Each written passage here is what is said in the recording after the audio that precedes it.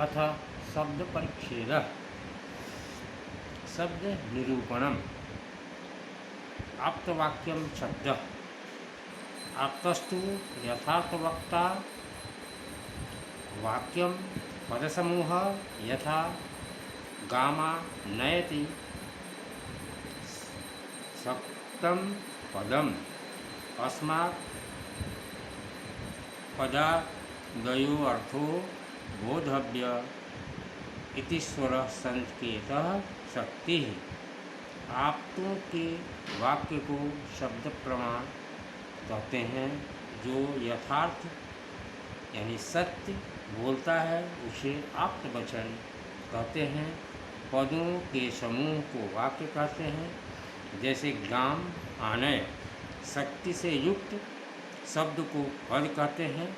इस पद से यह अर्थ समझना चाहिए, इस तरह के ईश्वरीय संकेत को शक्ति कहते हैं। उपमान निरूपण के बाद चतुर्थ प्रमाण शब्द का निरूपण किया जा रहा है। आप्तों का वाक्य ही प्रमाण माना जाता है। यदि वाक्य शब्द इतना ही शब्द का लक्षण होता तो भ्रांत पुरुष के वाक्य में अतिव्याप्ति होती, अर्थात भ्रांत पुरुष के वाक्य में शब्द प्रमाण का लक्षण चला जाता। ऐसा न हो, इसलिए आप्त शब्द को जोड़ा गया है। आप्त किसे कहते हैं, यह प्रश्न करते हैं कि वस्तु स्थिति जैसी है उसी के अनुगुण जो बोले, अर्थात किसी प्रकार भी कारण से अन्यथा न बोलने वाले यथार्थ वाक्यता को आप्त कहा जाता है। यथा भूत बाधितार्थ पदज्येष्ठा आप्तः, यह आप्त का लक्षण है, पर हितकारी होते हुए सत्यवक्ता को आप्त कहा जाता है। ऐसा कहा जाए तो ठीक ही बैठता है। अब वाक्य का लक्षण बता रहे हैं कि पदों के समूह को वाक्य कहते हैं। जिस पद समूह में क्रिया, कर्ता आदि कारक विद्यमान हो उसे वाक्य कहा जाता है। वाक्य का यही लक्षण है। अमरकोशकार ने वाक्य का लक्षण इस तरह कहा है, तिंग सुवंतम वचो वाक्यम, अर्थात तिगंत और सुवंत का समूह वाक्य है। यह वाक्य के लक्षण में समूह वाक्य इतना ही लक्षण रखते तो घटपट वस्त्र आदि पदार्थों का समूह ही वाक्य कहलाता, अर्थात पदार्थ समूह में भी वाक्य लक्षण की अतिव्याप्ति होती और तिगंत रहित पद समूह में भी वाक्य का लक्षण घटने लगता। उक्त अतिव्याप्ति दोष हटाने के लिए लक्षण में पदम यह पद दिया गया, अर्थात पदार्थों का समूह वाक्य नहीं होता, अपितु पदों का समूह वाक्य होता है। वाक्य का उदाहरण दे रहे हैं, यथा गाम आनय, गाय को लाओ। यह हुआ। गाम यहाँ इस पद पर द्वितीयांत कर्म कारक है और आनय यह पद आंग पूर्वक नी धातु के लोट प्रकार मध्यम पुरुष का एक वचन है। कारण और क्रिया इन दो पदों का समूह यहाँ पर बन गया। अतः गाम आनय यह वाक्य है। न्याय भाष्य में इसी बात को इस प्रकार कहा गया है, पद समूहो वाक्यर्थ परिसमाप्तौ, अर्थात इसका अर्थ हुआ कि अर्थ की समाप्ति वाक्य में ही होती है और वाक्य उसे कहते हैं जो पदों का समूह है, अर्थात पद समूह ही वाक्य, पद समूह को ही वाक्य कहते हैं जो अर्थ समाप्ति के कारण है, अर्थात सुवंत तिगंत आदि पदों का जो समूह है उसे वाक्य कहते हैं। वाक्यर्थ ज्ञान में कार्य कारण भाव इस तरह से समझना चाहिए कि पदों का ज्ञान होना कारण है और पदार्थ ज्ञान इस तरह से समझना चाहिए कि पदों का ज्ञान होना करण है और वाक्यार्थ ज्ञान में पदों का ज्ञान असाधारण कारण है।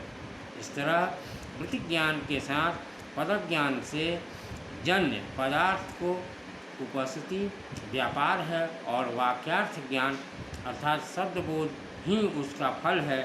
ऐसी बात को विश्वनाथ जी कहते हैं कि उपनिकारिकावली में उन्होंने कहा है कि पद ज्ञानम तुकरणम द्वारम यत्र पदार्थधि ज्ञान शब्दों फलम यत्र शक्तिधि सहकारिणी। अर्थात पदों के समूह को वाक्य कहा गया है यह बताने के लिए कि अब जिज्ञासा होती है कि पद किसे कहते हैं। अतः अब पद का लक्षण कर रहे हैं कि सप्तम अर्थबोधन करने वाले शक्ति से युक्त जो शब्द है उसे पद कहा गया है। अर्थात अर्थबोधन सामर्थ्य का वर्ण और वर्णों के समूह को पद कहते हैं। व्याकरणों के यहाँ सुबंत और तिगंत बनने पर ही पद होता है, किंतु हमारे यहाँ न्यायिकों के अनुसार सुबंत या तिगंत के बिना भी उसे पद कहा गया है। अब जिज्ञासा हुई कि शक्ति किसे कहते हैं, तो उसका उत्तर देते हैं कि अस्मात्, इस तरह घटपट आदि शब्द से यह अर्थ समझना चाहिए। इस तरह का जो ईश्वर संकेत है उसे ही शक्ति कहते हैं और जिस पद से शक्ति है वह पद शक्त है कहलाता है। अर्थात प्रत्येक पद में ईश्वर का संकेत यह है कि इस पद से इस पदार्थ को जाना जाए, अर्थात इस पदार्थ का वाचक यह पद है। इस तरह जिस पद में पदार्थ का संकेत हो चुका है उस पद को शक्त पद अर्थात शक्ति से युक्त पद माना जाता है। और सृष्टिकर्ता परमात्मा ईश्वर पहले पदार्थों की सृष्टि करते हैं और बाद में उन पदार्थों का नाम संज्ञा आदि की कल्पना करते हैं जो शब्दों के रूप में है। और इस तरह का ईश्वर संकेत पद और पदार्थ के संबंध का बोधक है और वही शक्ति है। और शक्ति वाला पद शक्त पद कहलाता है। पहले ईश्वर के द्वारा पदार्थों की सृष्टि और उसके बाद उसके वाचक शब्दों का संकेत, वह संकेत ईश्वर के द्वारा देव ऋषि मुनियों की परंपरा के माध्यम से हमारे गुरुओं तक प्राप्त हुआ और उन गुरुओं के उपदेश द्वारा व्यवहार से हम तक प्राप्त हो जाता है। और इस तरह यहाँ शंका होती है कि माता पिता नवजात अपने शिशुओं का नाम अपनी इच्छा से रखते हैं और आजकल वैज्ञानिकों के द्वारा आविष्कार द्वारा नई नई वस्तुएं उपकरण आदि बनते हैं, तो पहले नहीं थे। तो ऐसे ही ईश्वर संकेत कैसे माना जाए, इस प्रश्न का समाधान यह दिया गया कि शक्ति के विषय में दो मत है। पहला मत है ईश्वर इच्छा ही शक्ति है और वह किसी भी प्रकार से अन्यथा परंपरा संबंध से हम तक प्राप्त हो जाती है, किंतु वह भी ईश्वर इच्छा ही है। और दूसरा मत है यह है कि कुछ विशेष पदों में ईश्वर इच्छा और कुछ में आधुनिक की इच्छा ही शक्ति होती है। कुल मिलाकर शक्ति का लक्षण इस तरह से किया जा रहा है कि अर्थ के स्मरण के अनुकूल पद और पदार्थ का संबंध ही शक्ति है और इसी शक्ति को वाच्यवाचक भाव संबंध कहा जाता है और शब्दवाचक होता है। अर्थात अर्थवाच्य और पद से जिसे जाना जाए वह पदार्थ है और पदार्थ को बताने वाला शब्द पद है। यहाँ पर विशेष ज्ञातव्य है कि वृत्तिक ज्ञान की सहायता से पद के द्वारा पदार्थ की उपस्थिति होती है और उस उपस्थित पदार्थ में एक पदार्थ से दूसरे पदार्थ के साथ जो संसर्ग भाषित होता है, जिसमें न्यायिक आकांक्षा भाष्य कहते हैं, उसी संसर्ग बोध को ही शाब्द बोध कहा गया है, अर्थात एक पदार्थ से दूसरे पदार्थ के संबंध विशेषक ज्ञान को शाब्द बोध कहते हैं। और शाब्द बोध के हेतुभूत पदार्थ की उपस्थिति के अनुकूल पद और पदार्थ के संबंध और वृत्ति कहते हैं। न्यायिकों के मत के अनुसार वृत्ति दो प्रकार की होती है, शक्ति और लक्षणा। अर्थात शक्ति वृत्ति अभिधा वृत्ति है और लक्षणा वृत्ति ईश्वर संकेत रूप शक्ति की बात मूल में आ चुकी है और इसी शक्ति को मुख्य वृत्ति और अभिधा वृत्ति कहते हैं। अब यहाँ लक्षणा वृत्ति के विषय में संक्षेप में चर्चा की जा रही है। लक्षणा का लक्षण है शाक्त संबंधो लक्षणा, मुख्य अर्थ के बाध्य हो जाने पर शाक्त अर्थ के साथ जो संबंध हो उसे लक्षणा कहते हैं। जैसे कि गंगायाम घोषः, अर्थात गंगा में झोपड़ी है। गंगा में झोपड़ी कैसे हो सकती है? क्योंकि बड़े बड़े पक्के निर्माण में भी गंगा के प्रवाह में बच नहीं सकते और बड़े बड़े पुल बांध आदि वह बह जाते हैं, तो झोपड़ी गंगा की धारा में कैसे बची रह सकती है? इस तरह यहाँ मुख्यार्थ का बाध हो गया और शक्ति के से काम नहीं चल पाया, अतः यहाँ पर लक्षणावृत्ति की आवश्यकता हो गई। और लक्षणावृत्ति शब्द से संबंध जो अर्थ है उसका बोध कराती है।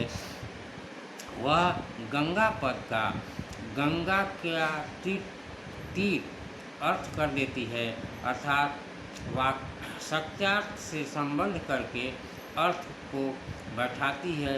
यदि गंगा पद से गंगा की धारा अर्थ बाधित हो जाए तो गंगा का तट अर्थ ले लो भाई। मुख्यार्थ के बाद होने पर सत्य के साथ संबंधित अर्थ को बताने वाला जो वृत्ति है वह लक्षणा है। ऐसी लक्षणा दो प्रकार की होती है, शुद्धा और गौणी। अब आगे बतला रहे हैं कि ग्रंथ का बहुत बड़ा हो जाएगा, का आकार बहुत बड़ा हो जाएगा, जिससे जिज्ञासा छात्र के लिए छात्रों के लिए अन्य दार्शनिकों के मत में व्यंजना आदि वृत्तियाँ भी मानी जाती है। अब अलग से न्यायिकों का मत व्यंजना वृत्ति स्वीकार नहीं करते हैं। इस तरह से शक्ति निरूपणम यहाँ समाप्त होता है। इति।